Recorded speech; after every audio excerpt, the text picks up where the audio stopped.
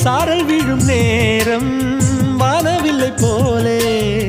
தோன்றிடும் அழகான காதல் ஓசையின்றி வந்து உள்ளுக்குள்ளே வாழும் இளமையின் சங்கீதம் காதல் ரயிலின் ஓசை இங்கே சுகநாத ஸ்வரங்களாக இதயம் இரண்டும் இணைந்து ஓடுமா அழகு பாதம் பார்த்து அவன் சுப்பிரபாதம் பாட சினுங்கும் கொலுசு சுருதி சேர்க்குமா கோடி கோடி மின்னல்கள் ஓடி வந்து பாயுதே ஏன